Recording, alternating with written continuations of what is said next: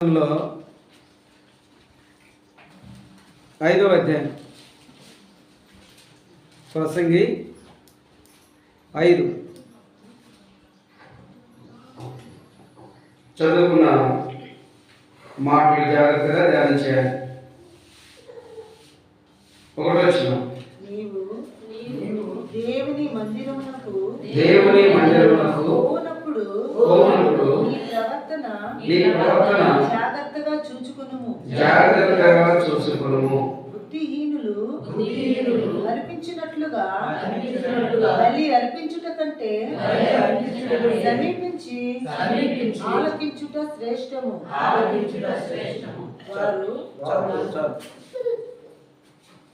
చదువుకున్న భాగం మీరు అందరూ విన్నారు.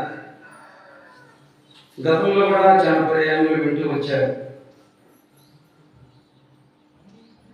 నీవు దేవుని మందిరమునకు పోవునప్పుడు, నీవు అనగా నేను, అర్థమవుతున్నాయా? నేను దేవుని మందిరమునకు వెళుతున్నాను. కనపడ్డ వాళ్ళందరినీ చూడటం కాదు, కనపడ్డ కొరతలు సరతలు వాయి చూడటం కాదు, నీ కొరత, నీ బలహీనత, నీ సమస్య అది చూసుకోవాలి. అంతేగాని దేవుని మందిరాన్ని పోయేస్తున్నానని చెప్పి అందరినీ చూడాల్సిన పని లేదు, చూడకూడదు. అలా చూస్తూ ఉంటే నీవు పరిచయుడి సంఖ్యలోకి వెళ్తావు. పరిచయుడు అన్ని చేశాడు, ఆఖరిలో దేవుని రాజ్యాన్ని పోగొట్టుకున్నాడు కదా. అన్నీ చేశాడు. ఏంటి అన్నీ? దేవుని మందిరానికి వెళ్ళేది ఉన్నది, ప్రార్థన చేసేది ఉన్నది, బైబిల్ చదివేది ఉన్నది, అర్థమైందా? దాన ధర్మాలు చేసేది ఉన్నది, ఉపవాసం ఉన్నది. అన్నిటికంటే 10వ భాగాన్ని ఎక్కువగా చెల్లించడం కూడా ఉన్నది. ఇంక కొరత ఏంది? ఏమి లేదు. కానీ అతను దేవుని రాజ్యాన్ని పోగొట్టుకున్న కారణం ఏంటంటే సుంకర్ని చూశాడు, సుంకర్ని తప్పిదాలు చూశాడు, సుంకరి బలహీనతను చూశాడు. అదే దాన్ని బట్టి అంటే అది దేవునికి ఇష్టమైంది కాదు. నువ్వెవరు? మనుష్యుని, పరుని, నరునికి తీర్పు తీర్చడానికి నువ్వెవరు? నేనెవరు? ఈ భూమి మీద ఏ మనుషునికి అలాంటి అధికారం లేదు. కొన్నిసార్లు కొంతమంది అంటూ ఉంటారు, వారట ఇదిటాన్ని. వద్దు, రాశాడు ఇక్కడ, వారు తమకు తెలియక చేస్తున్నారే రాశాడు. మనం కూడా తెలియకనే అని ఉంటాము. ఇప్పటి నుంచి అనుకోవడం మానండి, చూడటం మానండి, అలాంటి చేయడం మానండి. అది అందరినీ చూసేవాడు. మనం చూసాం కదా, అందరినీ కనిపెట్టేవాడు, అందరినీ పరిశీలన చేసేవాడు, అందరికీ తగిన ఉత్తరం ఇచ్చేవాడు ఎవరో మనం చూసాం కదా ఇప్పుడు దాకా మొదటి భాగంలో. నువ్వు నేనెవరు? అలాగా అంత స్థాయిలోకి మనం వెళ్ళకూడదు. మనం నరులము, భూమి మీద మానవులు. మనం గుర్తుపెట్టుకోండి. ఏదో కొంచెం ఉంది, కలిగి ఉన్నది, తింటున్నాం, సంతోషపడండి, దేవునికి లోబడండి, దేవునికి భయపడండి, కృతజ్ఞత కలిగి జీవించండి. అంతేగాని నువ్వేదో పెద్ద, నేనేదో పెద్ద కాదు. నరుని పరునికి తీర్పు తీర్చడానికి నువ్వు ఎవరు? కాబట్టి ఎవరు కూడా పరిచయులు కావాకండి. మీకేదున్నా మీరు అనుభవించండి, తినండి, దేవునికి లోపడండి, అంతవరకే. వేరే వాళ్ళను, వేరే వాళ్ళ విషయాలు అంటే అప్పుడు ఏంటి? వేరే వాళ్ళ కొరత అంటే ఇప్పుడు నువ్వు కొరత కాదనే కదా. నువ్వు కొరత కాదా? కొరత లేవా? దేవుడు పరిశీలించి దృష్టి పెట్టి చూస్తే నిలవగల మనుషుడు లేడు. అలాంటి స్థితిలో, ఆ స్థితిలో ఉన్న, నిలవగలిగిన స్థితిలో లేని, నిలవడానికి శక్తి లేని స్థితిలో ఉన్న మనల్ని దేవుడు కనికరించాడు, ప్రేమించాడు. అందుకని దేవుడు చేయాల్సిన పని నువ్వు చేయబాదు. ఎవరు చేయరు, వింటుంటారు, మళ్ళా ఎలా అంటే అదే, అదే స్థితి. వింటూనే ఉంటారు, అన్నీ వింటారు, మళ్ళా మార్పు అనేది మాత్రం కాదు. వింటూనే ఉంటారు. చాలా జాగ్రత్తగా విన్నదాన్ని కలిగి ఉండండి. అది ఎవరికైనా ప్రాణాత్మకు, మీ ప్రాణాత్మకు, మీ దేహానికి మంచిది. ఇక్కడ మనం చూసాం, నీవు దేవుని మందిరానికి వెళ్తున్నావు కనుక నీ ప్రవర్తన జాగ్రత్తగా చూసుకో.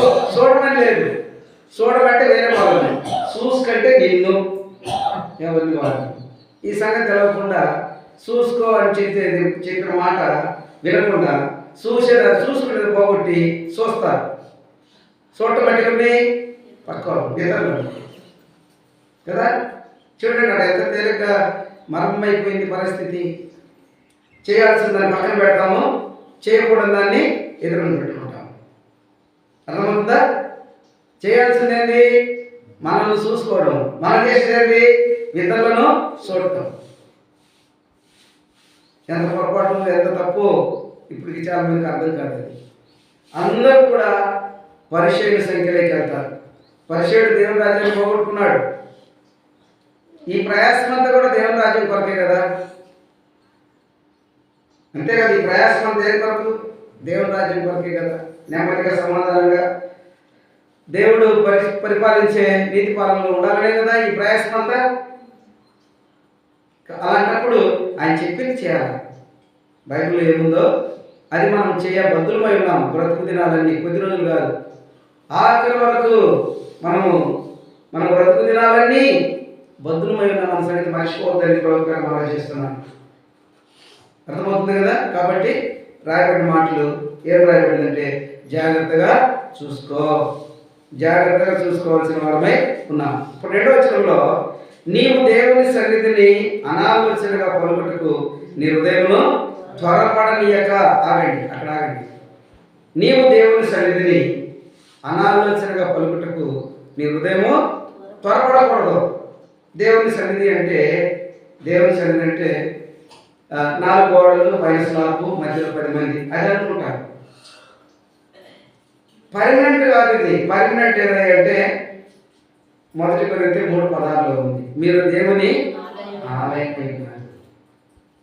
అనాలోచనగా పలకడానికి, మరొకటి పలకడానికి ఎంతసేపు ఉంటారు మీరు?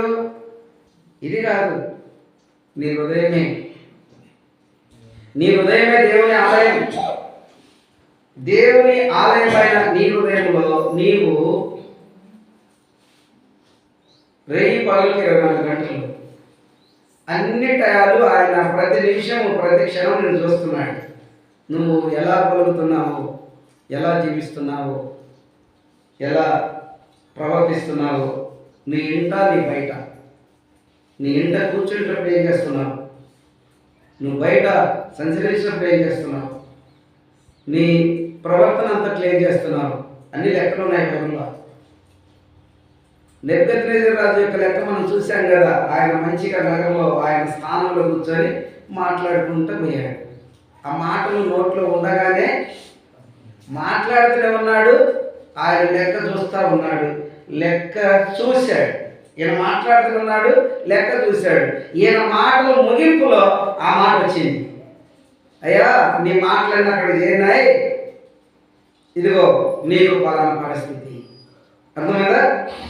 నీకు పలానా పరిస్థితి. ఎంత నోట మాట ఉండగా చదివారు కదా. నోట మాట ఉండగానే అంటే మాట నోరు పలుకుతూ ఉంది. అక్కడి నుంచి ఆర్డర్ వచ్చేసింది పైన. ఏదో 1 సంవత్సరం తర్వాత ఇనిపట్ట 1 సంవత్సరం తర్వాత ఆయనకు బిజీగా ఉంటాడు కదా. ఆయన కాదు ఆయన ఆర్డర్ అంతా ఉంటుంది. ఆయన ఆలోచన అంతగా ఉంటుంది. ఆయన ఆలోచన గ్రహించిన వాడు ఎవరు లేదంటే ప్రపంచంలో ఇంత అని చెప్పలేరు. కాబట్టి ఇక్కడ మనం చూస్తున్నాం ఏమని రాయబడింది, దేవుని సన్నిధిని అనాలోచనగా పలకటానికి నీ హృదయంలో త్వరపడనీయకూడదు. ప్రథమంగా దేవుని సన్నిధి అంటే 3 గంటల టైం కాదు. దేవుని సన్నిధి అంటే నీ హృదయమే. చదివారా ఎప్పుడన్నా మాట? 1 కొరింథీ 3:16 మీరు దేవుని ఆలయమై ఉన్నారు, దేవుని ఆత్మ మీరు ఎదురా. తొందరపడతా ఉంటే, అనాలోచనగా ఆలోచన చేస్తూ ఉంటే, ఏదేదో ఎవరెవరి గురించి ఆలోచన చేసి లోపల పెట్టుకుంటా ఉంటే ఆయన ఎక్కడున్నాడు వినటానికి? ఎక్కడున్నాడు? అక్కడే ఉన్నాడు. నువ్వు మాటలన్నీ ఎదురుగా చూస్తున్నాడు, వింటున్నాడు దగ్గరలో. రాస్తాడు, దేవుని ఆత్మ మీలో ఉన్నదని మీరు ఎరగనే ఎన్ని పనులు ఎరిగితే పనులు కావు, చక్కపడతారు. దేవుని సన్నిధికి వెళ్తున్నామనే సంగతి తెలుసు, కానీ దేవుడు నన్ను ఎక్కడ అడుగుతున్నట్టు సంగతి తెలియదు. దేవుని సన్నిధిలో ఎలా బ్రతకాలన్న సంగతి కూడా తెలియదు. దేవుని సన్నిధి ఎలా బ్రతికితే నేను బాగుపడతాననేది కూడా తెలియదు. దేవుని సన్నిధిలో అనాలోచనగా ఉండటం బట్టి ఇక్కడ మనం చూస్తున్నాం ఏం రాయబడింది, అనాలోచనగా పలుకుటకు నీ హృదయం త్వరపడలేక నీ నోటిని కాసుకోము. నీ నోటిని ఏం చేయాలంట, కాసుకోము. అంటే అట్ట నోటిని కాసుకోవాలంటే ఏం చేయాలా? ఒకవేళ ఎవరైనా చెయ్యి పెట్టాడు అనుకోండి, అని చెప్పి పెట్టారు చెయ్యి ఎక్కడ పెట్టారనుకోండి. నీ నోటిని కాసుకోకపోతే 39లో ఉంది, నా నోటితో నా నాలుగుతో పాపము జరుగుతుంది. ఈ నోటిని కాసుకోవడానికి మంచి కాపుదలను దేవుడు ఇచ్చాడు. యాకోబు 1:26, యాకోబు ద్వారా తెలియపరచబడిన యాకోబు 1:26, ఎవడైనను నోటికి కళ్ళెము పెట్టుకొనక. వింటున్నారా? వేళ సంఘంలో వాక్యం చెప్పాను ఉన్నాడు అనుకోనండి, వాక్యం చెప్పిన తర్వాత ఆయన కళ్యం లేకపోతే ఆయన వ్యక్తి కూడా అంతే. వాక్యం వింటున్నారు అనుకోనండి, వాళ్ళకు కూడా కళ్యం అవసరం. సంఘంలో ఏదన్నా పనులు చేస్తున్నారు అనుకోనండి, వాళ్ళకు కూడా కళ్యం అవసరం. ఎవడైనా మీటింగ్ అర్థం చేసుకోండి. నేను విడివిడిగా చెప్పిన పెద్దోడు కానీ చిన్నోడు కానీ కూర్చున్నోడు కానీ నిలబడ్డాడు కానీ నేను దేవుడు నమ్ముకున్నాను చెప్పే ప్రతి ఒక్కడికి ఏముండాలంట, నోటికి. లేకపోతే నీ నోరు నిన్ను నాశనానికి తీసుకెళ్తుంది. నీ నోట నువ్వు మాట్లాడే ప్రతి మాట నిన్ను అక్కడ లెక్కలో మనం చూసాం కదా. నెబుకద్నెజరు రాజు నోట మాట్లాడగానే లెక్క తెలియపరచబడింది, గ్రంథం తెరవబడింది. చూడటంలోనే లెక్క రాసేసాడు. నీ మాటల ద్వారా నువ్వు పట్టబడతావు. వేరే వాళ్ళు పట్టబడరు, నువ్వే ఎవరైతే వాళ్ళు. అందుకని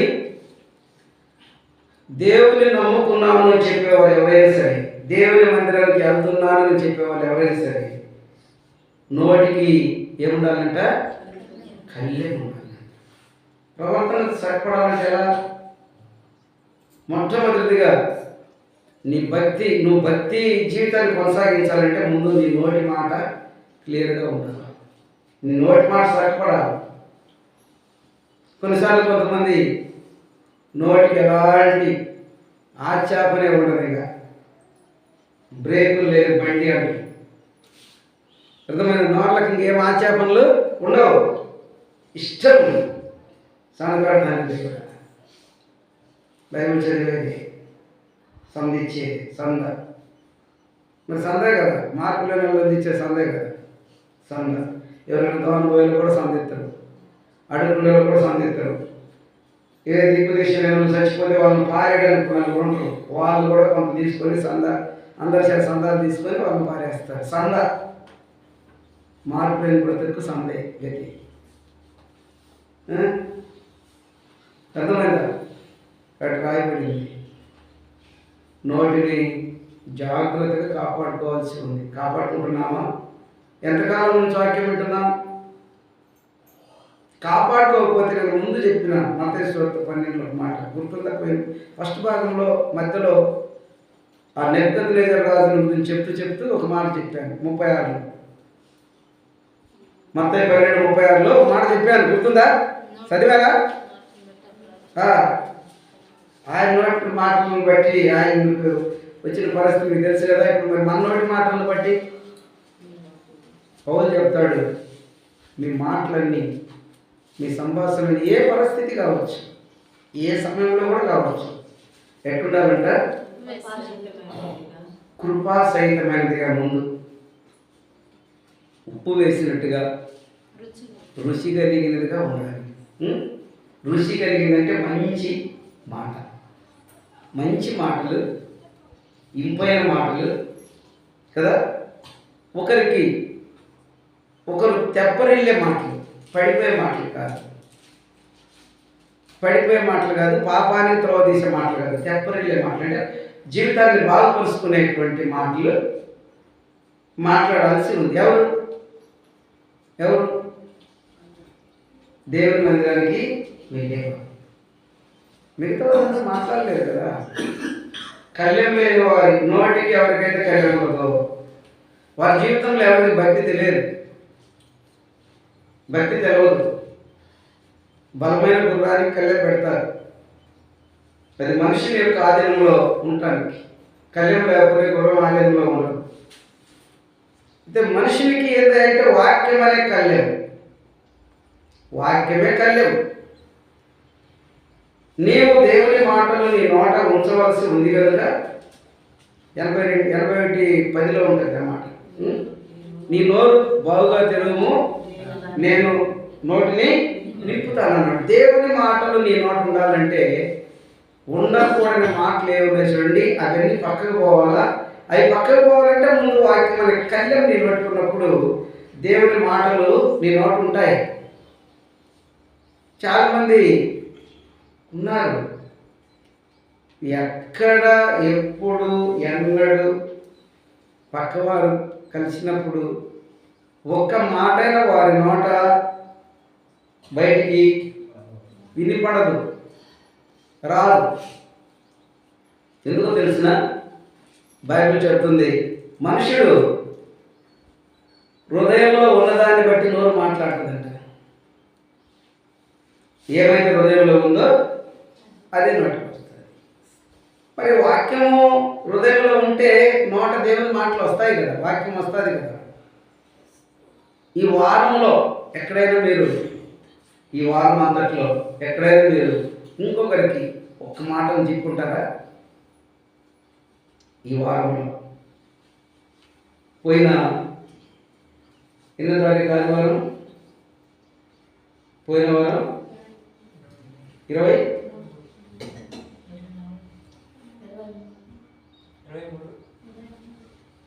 ఇవాళ 30. ఈ వారంలో ఎక్కడైనా ఎప్పుడైనా ఒక్క మాట ఉందా?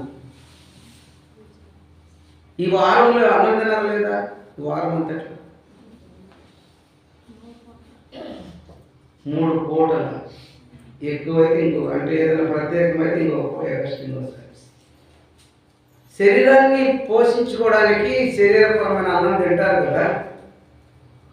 మరి ఆత్మ పోషణ కొరకు, ఆత్మక్షేమం ఉండాలంటే మరి వాక్యము నువ్వు తినాలా, ఇతరులకు కొంచెము నీలో పాలు భాగం ఇవ్వాలి. ఈ 2 పనులు చేయడం లేదు విశ్వాసులు. అలాంటప్పుడు దేవుని పిల్లలు కాదు, వారు దేవుని మందిరానికి వెళ్తున్నప్పుడు వారి ప్రవర్తన సరిలేదు, అంటే వారి ప్రవర్తన సక్కపాటు లేదు. అది కారణం.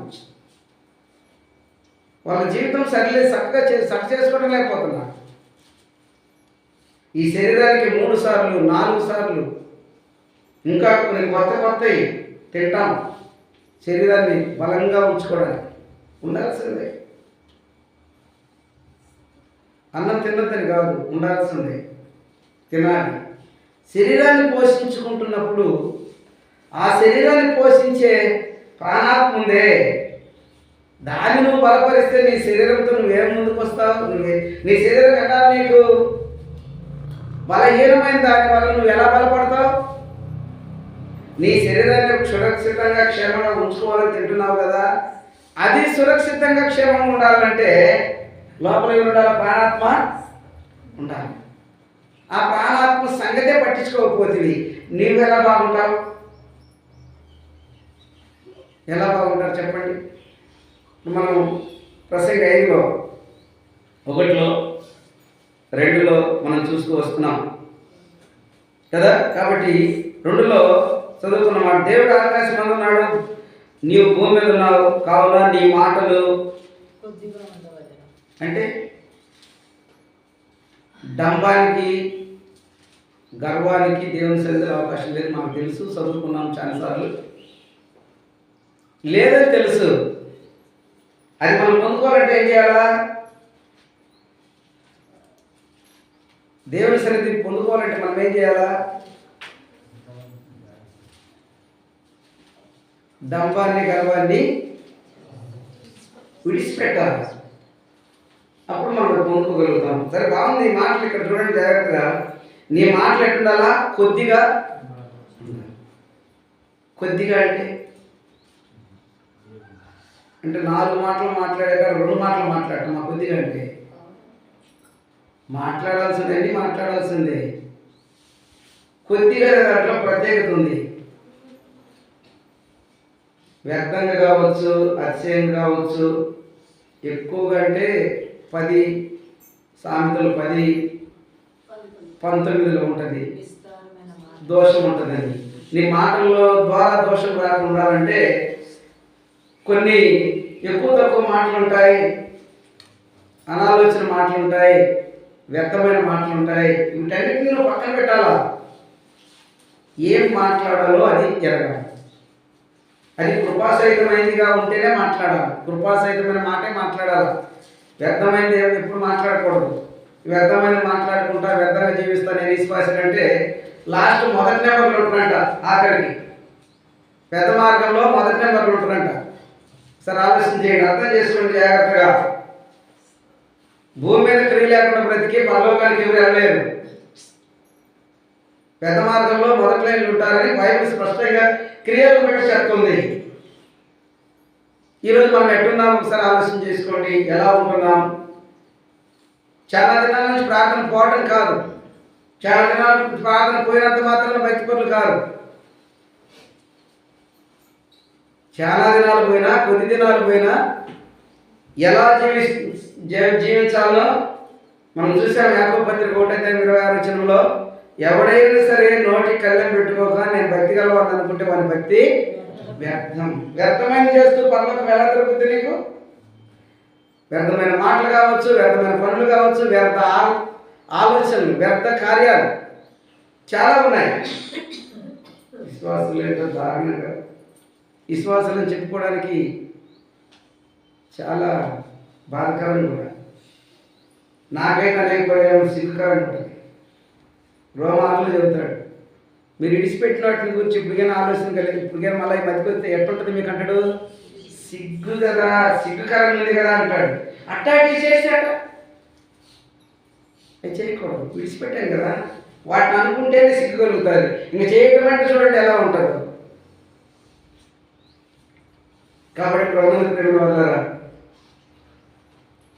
ఈ ప్రభుదినాన రెండో సమయంలో దేవుడు మనకి ఇస్తున్న మాటలు, అందులో మనం ఎక్కడున్నాం, ఎలా ఉన్నాం, నేను ఎలా ఉన్నాను అన్నటువంటి ఆలోచన మీకు వస్తుందా? రెండొచ్చిన ఆటల్లో నీ మాటలు కొద్దిగా ఉండాలి. మన పితరుడు అన్నాడు దేవుని సన్నిధిలోకి వెళ్ళి, అయ్యా నీవు నన్ను ఇంతగా జ్ఞాపకం చేసుకోవడానికి నేను ఏ పాటి, నేను నా ఇల్లు మీ దృష్టికి ఎంతటిది, ఏ పాటిది, ఎంత తగ్గించుకున్నాడు చూడండి. అయ్యో మహారాజు దావీదు అనుకోండి, దావీదు మహారాజు అంట. ఆయన ఆ పేరు ఎత్తుకోవడానికి సంపూర్తిగా ఈ మాట పలకగలిగితేనే దేవుడు చేసిన పనికి గొప్ప స్థితి. దేవుడు ఆయన మహారాజుగా చేస్తే మనం ఏం చేస్తామంట? దావీదు దావీదు అంటామంట. అంటే దావీదు ఎప్పుడు దాకా ఉన్నాడంటే గొర్రె పిల్లల కాడ ఉన్నప్పుడే దావీదు కదా. గొర్రె పిల్ల కాడ నుంచి వెంటనే పిల్లబడిన తర్వాత ఏమయ్యాడు? దేవుని చేతిలోనికి వచ్చాడు. బలవంతుని చేతిలో బాణం అయ్యాడు. ఇంకా బాణమే, దావీదు కాదు. గొర్రె పిల్లల కాడ దావీదు, ఇప్పుడు దేవుని చేతిలో బాణం అయ్యాడు. కాబట్టి ఒక్క దెబ్బతో ఎవరు? గొలియాతు, ఒక్క ఒడిసెల రాయితో గొలియాతు పడిపోయాడు. కానీ ప్రభువుల ప్రేమ వల్ల ఇక్కడ చూస్తాం నీ మాటలు కొద్దిగా ఉండాలి. అక్కడ మిగతా పని కూడా రాస్తాడు, చెప్తాడు. రెండొచ్చిన మాటల్లో కొద్దిగా ఉండవలను. ఏమంటున్నాడంటే పెక్కు మాటలు పలుకువాడు బుద్ధిహీనుడగును. ఏం మాటలంట? ఈ దేవుని పిల్లలకి విశ్వాసాలకు కూడా అవకాశం లేదు. కళ్ళెం పెట్టిన తర్వాత, వాక్యమని కళ్ళెం పెట్టిన తర్వాత వీటికి అవకాశం లేదు. ఒకవేళ ఎవరైనా ఈ కలిగి ఉన్నారనుకోనండి, వారి నోటికి కళ్ళెము లేదని గుర్తుపెట్టుకోండి. వారి నోటికి కళ్ళెము లేదని గుర్తుపెట్టుకోండి. కళ్ళెం ఉంటే అర్థమైంది. ఎవరైనా కళ్ళెం ఉన్నంతకాలం చాలా బాగుంటారు. కళ్ళెం లేదనుకోనండి, కళ్ళెం లేదనుకోనండి, వారు ఎట్టుంటారు? ఇక కళ్ళెం లేదు, గుర్రం ఎలా ఉంటుంది? అదుపులో ఉండదు, అదుపు ఎక్కువ ఉంటుంది. గుర్తుపెట్టుకోండి. కాబట్టి నోటి గురించి ఇన్ని భద్రతలు ఉన్నాయి. తర్వాత చెప్తున్నాను. మనం ఎన్ని వచ్చిన 6 వచనంలో నీ దేహమును శిక్షకు లోపరిచినంత పని నీ నోటి వలన జరగనీయకము. కొన్నిసార్లు కొంతమంది వాళ్ళు నాకు ఇబ్బంది కలిగించారు, వీళ్ళు నాకు ఇబ్బంది కలిగించారు, ఆమె వలన నాకు ఇబ్బంది అనుకుంటుంటారు కదా. ఎవరి వలన ఎవరికి ఇబ్బంది లేదు, నీ నోరే నీకు, నీ నోటి మాటల వలన నీకు శిక్ష. ఇక్కడ అంటున్నాడు, ఎక్కడ సందేహం లేకుండా అన్నీ రాశాడు. నీ దేహమును శిక్షకు లోపరిచినంత పని నీ నోటి వలన జరగనీయకము. అది పొరపాటు చేత జరిగినని చెప్పము అంటున్నారు కదా. మరి ఇప్పుడు అందరికీ నోట్లు ఉన్నాయి, వాళ్ళంటే నేను ఊరుకునేనా? ఇది ఎక్కువగా వస్తుంది బయటికి కదా, ఇది ఎక్కువ వస్తుంది. ఫిలిప్పి 2:5లో పరిశుద్ధులైన పౌలు ఫిలిప్పి సంఘస్థులకు చెప్పాడు, మీరు క్రీస్తు యేసును కలిగిన మనసు కలిగి ఉండండి, అప్పుడు ఉంటావు, అప్పుడు దాకా ఉండలేవు. నీ నోటి వలన నీకు శిక్ష రాకుండా ఎప్పుడు ఉంటుందంటే క్రీస్తు యేసును కలిగిన మనసు ఎప్పుడు కలిగి ఉంటావో అప్పుడు రాదిక నీ దేహానికి నీ నోటి వలన శిక్ష, లేకపోతే వస్తూనే ఉంటుంది. ఆయన మనసు ఎలాంటిది? దూషించారు, దూషించలేదు, పిడిగుద్దులు గుద్దారు, మళ్ళీ ఎవరిని బెదిరించారు, బెదిరించలేదు. ఆయన చేసిన పని న్యాయంగా తీర్పు తీర్చు దేవునికి తను తాను అప్పగించుకున్నాడు. ఈ పని చేయగలిగిన వారు దేవుని పిల్లలు. 10 మందికి చెప్పి, పేదలకు చెప్పి, చిన్నలకు చెప్పి వారిని ఇట్లా అన్నాడు, వారిని ఖచ్చితంగా స్టేషన్కి లాగాల్సిందే, వారిని బయటకు రాకుండా చేయాల్సిందే అన్న భాగము బైబిల్ ఎక్కడ లేదు. దేవుని పిల్లలు ఆ స్థాయికి వెళ్ళరు. అర్థమైందా? ఈ రోజుల్లో మనం చూస్తూ ఉంటాం, మాటలు వినపడతా ఉంటాయి, నా సంగతి చూపిస్తా, అందరి సంగతులు చూసేవాడు ఆయన ఉన్నాడు. మనం ఏపాటి చూస్తాం? రాజులను చూశాడు. నెబుకద్నెజరు రాజును ఆయన స్థితిగతిని చూసిన దేవుడు ఎక్కడికి పంపించాడు?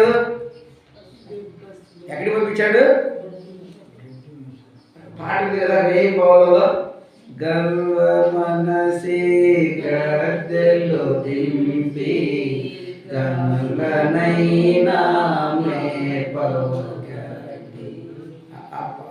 ఆ స్థితిని బట్టి ఆ పాట రాశారు. ఘనుడు ఎవరు? నెబుకద్నెజరు, బబులోను దేశం గొప్పవాడు. ఆ స్థాయికి దేవుడు తెస్తే ఆఖరిలో ఏ స్థాయికి వెళ్ళిపోయాడు? గడ్డి వేసే స్థాయికి వెళ్ళిపోయాడు. కాబట్టి ఇప్పుడు ఉన్నది ప్రియమైన వారులారా, ఆయన నేను ఆ వచనం చెప్పలేదు, 4 ఆఖరి వచనంలో, దానియేలు 4 ఆఖరి వచనంలో సమయం అయిపోయిందని నేను చెప్పలేదు. అక్కడ ఆయన శాసనాన్ని రాశాడు. ఎవరు? నెబుకద్నెజరు రాజు ఒక శాసనాన్ని రాసినాడు. మానవ బుద్ధి కలిగి దేవుని స్తుతించి రాశాడు. ఏం రాశాడు చూడండి ఆ మాట. ఇలాగూ నెబుకద్నెజరును నేను పరలోకపు రాజు యొక్క కార్యములన్నీ విన్నారా? భూమి మీద ఏ కార్యం కావచ్చు, ఏది కావచ్చు, ఏ మనుషులు కావచ్చు, ఏ స్థితి కావచ్చు, సరికా నెబుకద్నెజరు రాజు ఒక శాసనం రాస్తున్నాడు. నెబుకద్నెజరును నేను పరలోకపు రాజును, రాజు యొక్క కార్యములన్నీ విన్నారా? ఇప్పుడు ఆయన గడ్డి మేయటం కూడా న్యాయం అని చెప్తున్నాడు.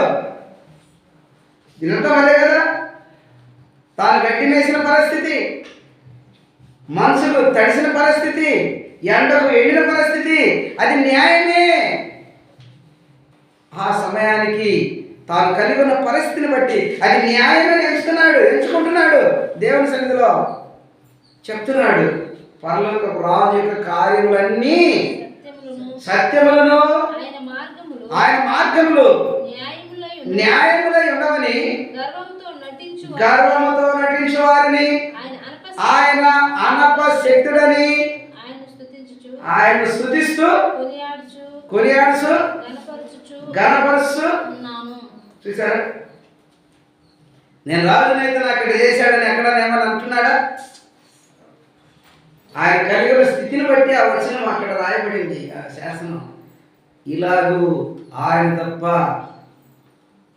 న్యాయం జరిగించగలవారు, న్యాయం గలవారు మరొకరు లేరు అని. పరలోకపు రాజు ఆయన జరిగించే కార్యములు అన్నీ కూడా న్యాయములు.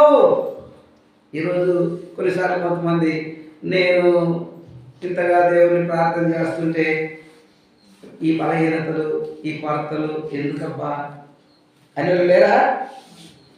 మన పితరుడు నెబుకద్నెజరు జీవితం మార్పు చెందిన తర్వాత ఎలా మాట్లాడుతూ వచ్చాడు, ఎలా దేవుని సన్నిధిలో ఏ విధంగా శాసనం రాశాడో చూడండి. అక్కడ మనం చూస్తున్నాం. దేవుని కార్యములు అన్ని న్యాయములని స్పష్టంగా పలుకుతొచ్చాడు. ఈరోజు నీవు నేను పలుకుతున్నావా? ఏం రాయబడింది ఇక్కడ మనం చూస్తే, నీ దేహమును శిక్షకు లోపరుసినంత పని నీ నోటి వలన జరుగునీయకము, అది పొరపాటు చేత జరిగినని దూత ఎదుట చెప్పకము. నీ మాటల వలన దేవునికి కోపం పుట్టించి నీ వేళ నీ కష్టమును వ్యక్తపరుచుకోలేవు. అర్థమైందా? ఈ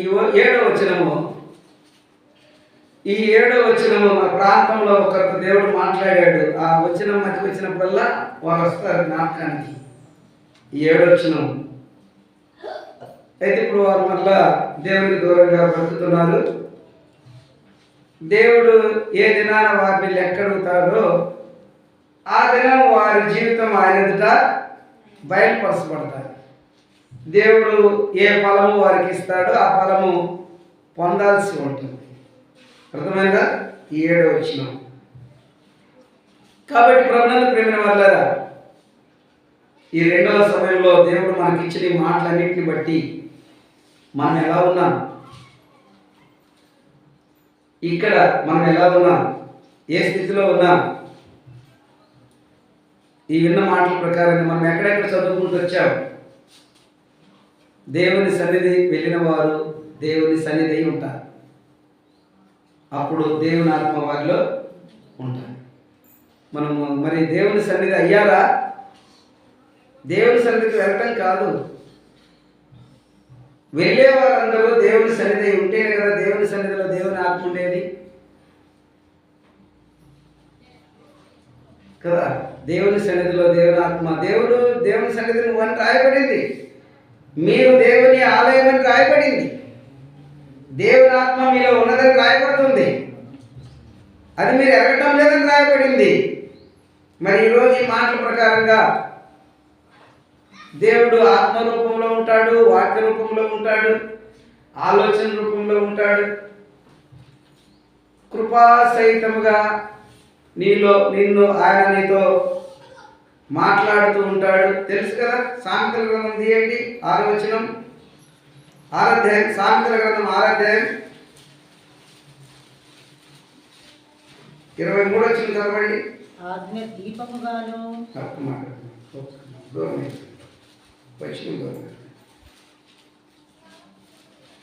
6వ అధ్యాయంలో 22.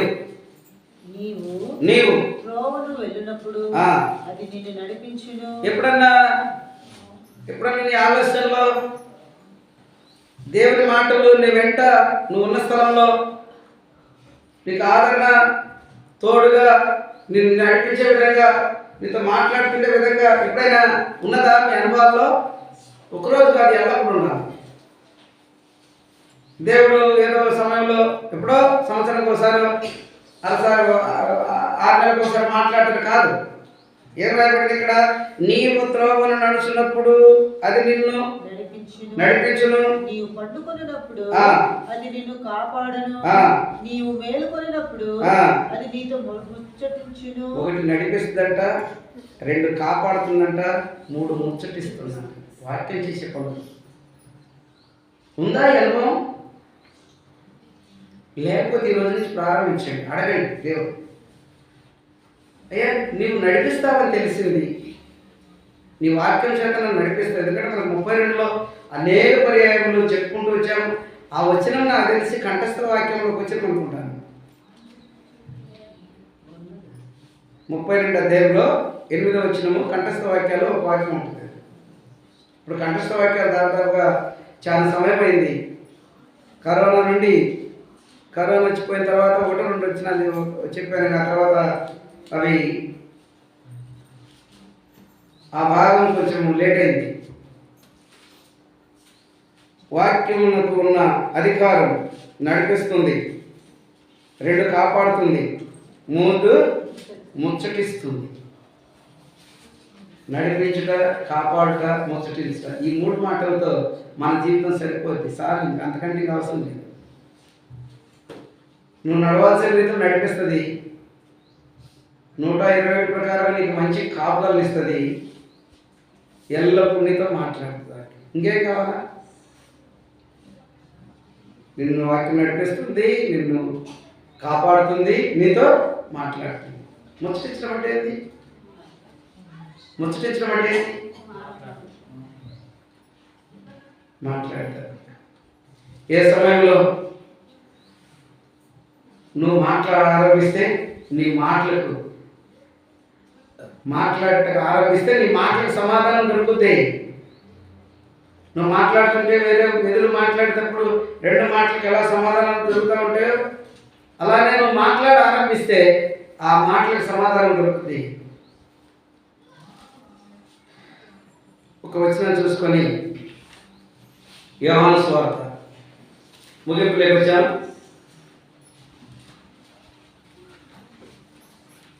ఆరంభ సమయాన్ని ఎవరితో ముగింపు సమయాలను బహుగా చూస్తూ ఉంటారు. ఆరంభాన్ని ఎవరు చూసేది ఎవరు లేదు. యోహాను సువార్త 5వ అధ్యాయం, యోహాను సువార్త 5వ అధ్యాయం మాటలు చదువుతున్నాం. 5:6 ఉంటాయి. 5వ అధ్యాయం యోహాను సువార్త 6:56. నా శరీరం తిని నా రక్తం త్రాగువాడు నా యందును నేను వాని యందును నిలిచి ఉండును. ఇది చాలా మంది జీవితాల్లో వింటున్నారా? లేదు. ఆదివారం రొట్టె మాత్రం తింటారు, ఆయన పాత్రలు తాగుతారు, కానీ రెండో మాట చెప్పాడు చూడు, అది లేదు చాలా మంది జీవితాల్లో. నా శరీరం తినే నా రక్తం త్రాగువాడు నా యందు నేను వాని యందు అనేది ఎక్కడ చెప్పండి? ఎవరిలో లేదు. 100కు 100లో 2 ఎక్కడెక్కడో ఏదో ప్రాంతాల్లో ఏదైనా ఉంటారు. మన క్రైస్తవ జీవితం అంతా కూడా మే నెల తుఫాన్లో కొట్టుకొని అర్థమైందా? మే నెల తుఫాన్ వచ్చే లోపల ఇప్పుడు మే నెల పల్లె ఎప్పుడంటే అప్పుడు తుఫాన్లు వస్తుంది, ఎప్పుడంటే అప్పుడే. ఒక మే నెల అంటే అప్పుడు 79లో వచ్చిన తుఫాను మే నెల వచ్చింది కాబట్టి అది చాలా మందికి ఎక్కువ అర్థమవుతుంది. మే నెల తుఫాన్ అని కదా. క్రైస్తవ జీవితానికి వచ్చే మే నెల తుఫాన్ ఏది చెప్పండి? మరి అన్నీ తెలుసు. దేవుని సన్నిధికి వెళ్ళేది మాత్రమే ఎలా ఉంటే వెళ్తామో అది తెలియదు, మిగతా మొత్తం తెలుసు. అర్థమైందా? ఎంత దారుణమైన పరిస్థితుల్లో జీవితాన్ని కొనసాగిస్తున్నారు. తర్వాత ఏమన్నాడు?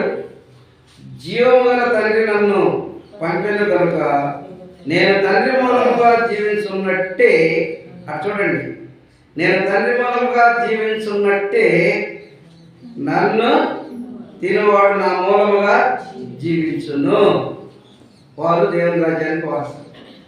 దేవుని రాజ్యానికి వెళ్ళేవారు వారు. అది ఏ పూట అయినా, లేట్ అయినా, తొందరైనా, ఎప్పుడైనా దేవుని రాజ్యానికి వెళ్ళేవారు.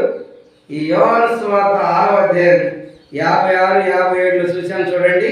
అది పరిస్థితి. వింటున్నారా? మిగతా క్రియ లేకుండా బ్రతికే ప్రతి ఒక్కరి జీవితం ఎలా ఉంటుందంటే ఎట్లుంటుంది తెలిసిన? వేషధారణగా ఉంటారు. అంటే వేషాలు ధరించే వాళ్ళు ఉంటారు కదా, వేషధారణ. వేషధారులకు ఒకసారి సేవకుడు చెప్పాడు ఒక మాట, వ్యభిచారికైన దేవుని రాజ్యంలో అవకాశం ఉంది కానీ వేషధారులకు దేవుని రాజ్యంలో అవకాశం లేదంటే, వ్యభిచారి అంటే 4 రకాలుగా లోకాన్ని ప్రేమించేవారు, వాస్తవంగా ఉన్నవారు, ఎవరిని వాళ్ళు నష్టం చేసుకునేవాళ్ళు, అది సహజంగా మనకు తెలుసు. అలాంటి వారు దేవుని దగ్గరికి వస్తే, ఇప్పుడు సమరయ స్త్రీ పరిస్థితి ఏంది, రహాబ్ పరిస్థితి ఏంది, వాళ్ళు పరిశుద్ధ గ్రంథంలో ఉన్నారు, వాళ్ళ ముందు పరిస్థితి ఏందో మనకు తెలుసు కదా. పరిశుద్ధ గ్రంథంలోకి వచ్చారు, వారు దేవుని రాజ్యంలో చేరుతున్నారు. వేషధారులకు మాత్రం దేవుని రాజ్యంలో అవకాశము లేదంట. ఎవరు వేషధారులు? మన వేషధారులను కాకుండా చూసుకుందాం, అది గుర్తుపెట్టుకోండి. వేషధారులు అంటే మీకు అర్థమవుతుంది కదా, వేషధారులు చాలా రకాలుగా ఉంటారు. దేవుని పేరు పెట్టుకొని క్రియ లేకుండా బ్రతికులు అందరూ వేషధారులే. క్రియ లేకుండా బ్రతికులు అందరూ వేషధారులే. మోకరించండి, తల వంచండి, కళ్ళు మూసుకోండి.